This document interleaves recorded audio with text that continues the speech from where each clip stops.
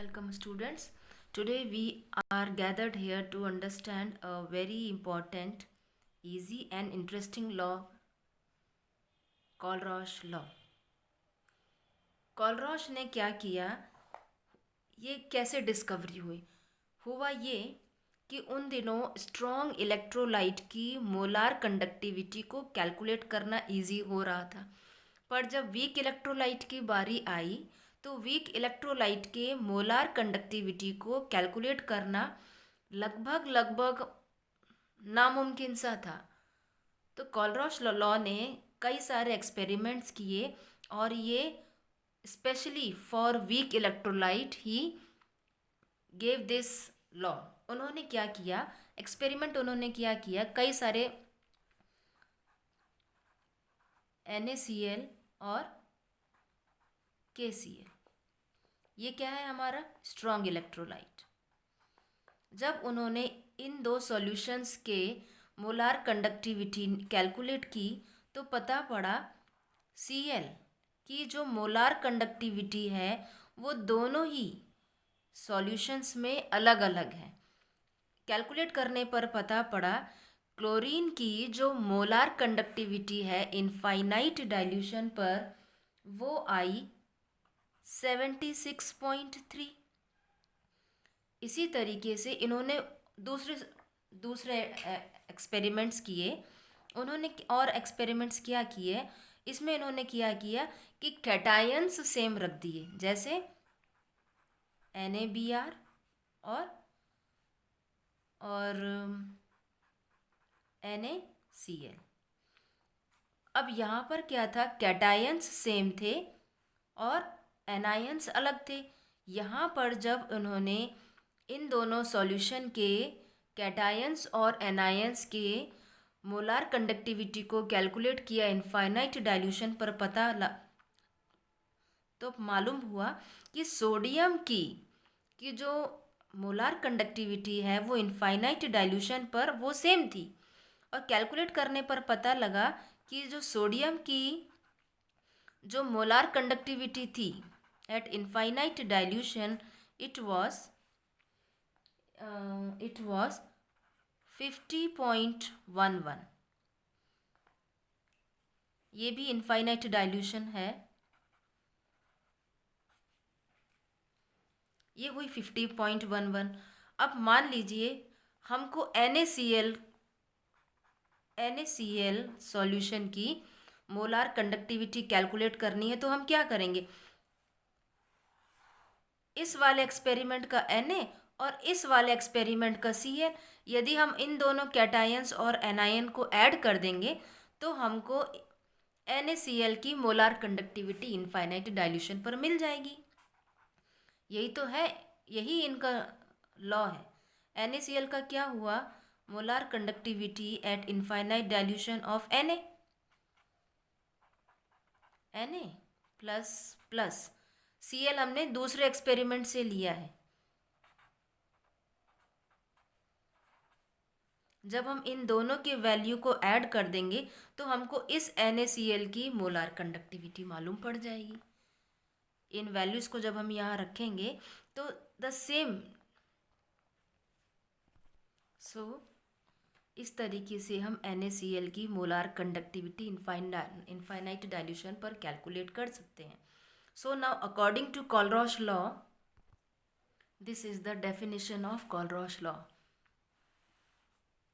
Eight infinite dilution the molar conductivity of any electrolyte, किसी भी solution की electrolyte की मोलार कंडक्टिविटी को हम कैप एम इनफाइनाइट से एक्सप्रेस करते हैं. तो मैथमेटिकली क्या हो गया, ये हमारा हो गया at infinity this will be equal to cation plus anion. ठीक है, हम मान लेते हैं कि कोई सा हमारा इलेक्ट्रोलाइट है AB. तो इसका कैसे आप कैलकुलेट करेंगे, A plus infinite dilution plus cap, this is called cap, B minus at infinite dilution. ये हो गया हमारा mathematical explanation of Kohlrausch law. अब ये पता लगाते हैं कि इनफाइनाइट डाइल्यूशन का मीनिंग क्या है। इन बेसिकली डाइल्यूशन का मीनिंग हम जानते हैं किसी भी सॉल्यूशन में पानी ऐड कर देना। जब पानी नहीं उसमें ऐड किया गया है तो वो कंसनट्रेटेड फॉर्म में होता है, पर जब आप उसमें पानी ऐड करने लगते हैं तो वो उसका डाइल्यूट फॉर्म हो जाता है। तो इसके अकॉर्डिंग इनफाइनाइट डाइल्यूशन का मीनिंग हो गया उसमें आपने बहुत सारा पानी ऐड किया है।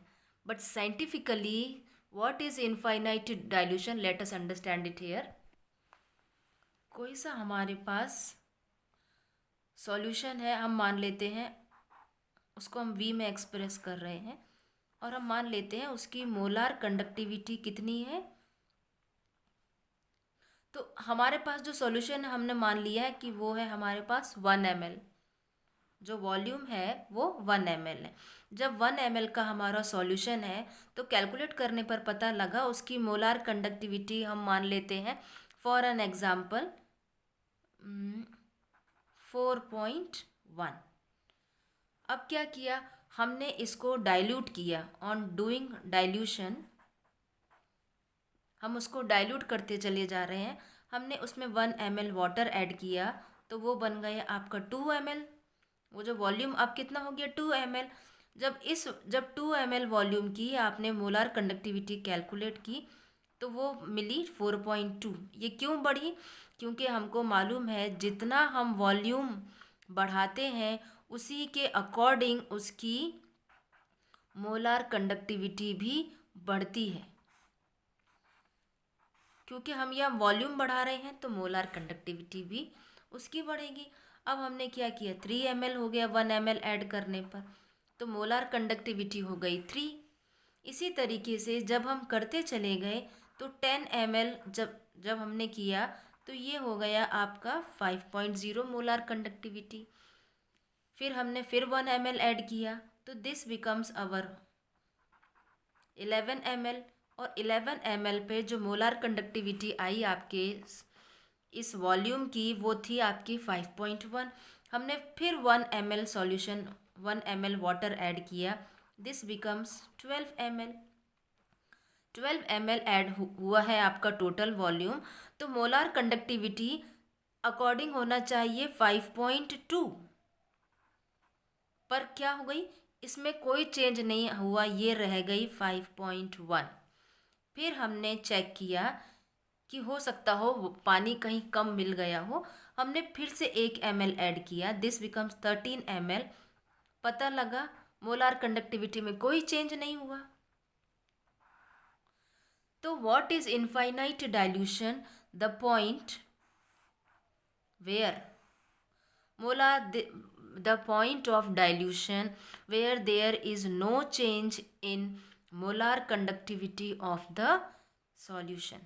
तो इसका इनफाइनाइट डाइल्यूशन क्या हो गया 11 ml। so now what is the definition? I am writing it here.